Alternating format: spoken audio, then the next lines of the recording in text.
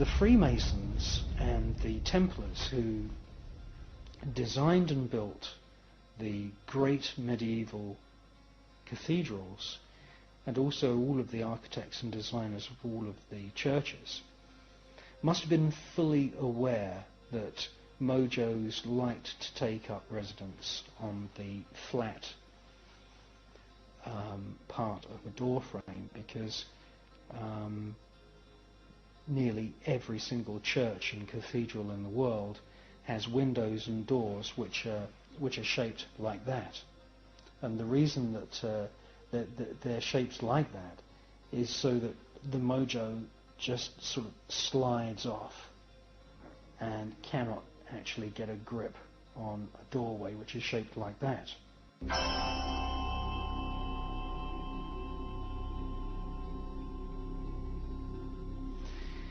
Now, in some cultures, these mojo spirits are called sliverers or slivering.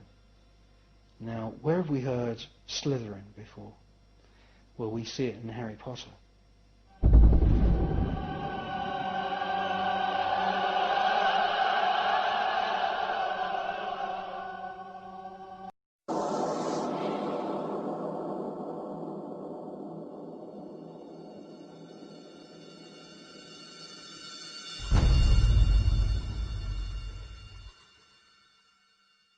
Well, to be absolutely honest, I don't think it's a very rare thing to be walking around with these mojos inside us. I see, most people at one time or another, acting outside their personality. And the thing about a mojo is that it's desperate to re-experience the physical body. I mean, mojos want to cling on to the physical plane, and the reason they want to stay here is because they want to experience strong emotions, they want to experience sex, they want to experience any kind of strong emotion to give them, if you like, some kind of sustenance and some kind of form of entertainment. There is nothing else for them to do. Most of us are of a good disposition, and it's very difficult for these things to actually get a grip on us. However, there is an interesting photograph from Australia of these two childlike hands gripping onto a man while he's getting drunk. He's having a good old drink.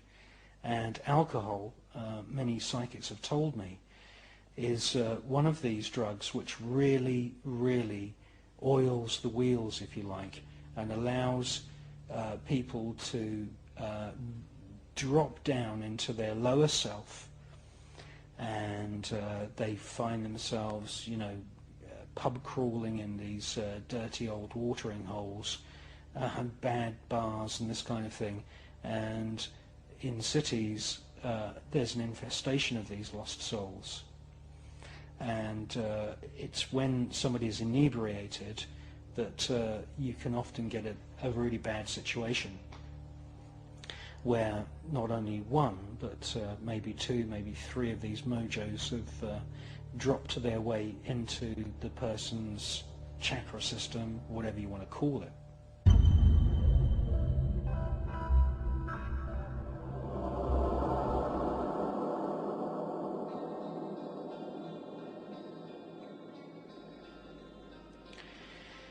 What unfolds then is sometimes a pretty serious story.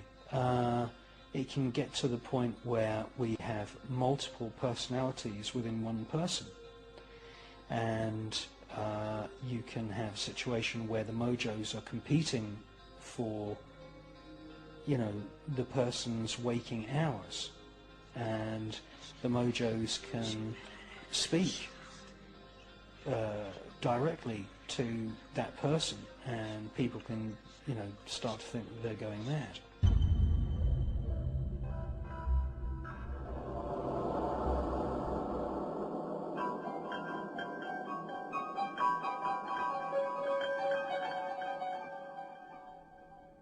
If we then look at very extreme cases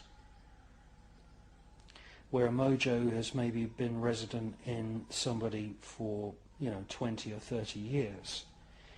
That mojo takes the path of least resistance in terms of its manipulation of physical matter. Ideally, that mojo wants its own body again. It's a lost spirit. It did have a body at one time, and its main goal is it wants to have another body. And what can happen is that small organisms in the body, and the smallest organisms that we find in the human body are viruses and bacteria. You can have a situation where these bacterial cells in the gut are manipulated, and shamans in South America who do what is known as psychic surgery claim to be able to cut out of people's abdomens these worm-like structures, and these are objects that have been sort of knitted or woven together using bile, detritus, bacteria and plaque in the digestive system.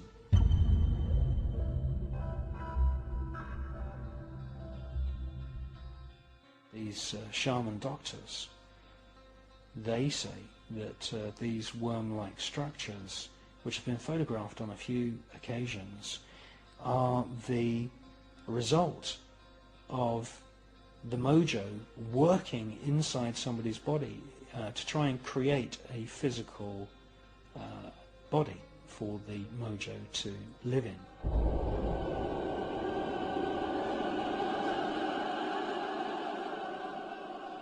This research led me on to look at teratoma tumours, which are terrifying. A teratoma tumour, when it's cut out of a human body, is usually pretty large. These things can be sometimes the size of a football. And a teratoma tumour can be a terrifying object. People are absolutely shocked, cannot believe that this thing was inside them, because many times teratoma tumours, they have hair, they have eyes, they have nasal passages and sometimes noses, and they have mouths with teeth.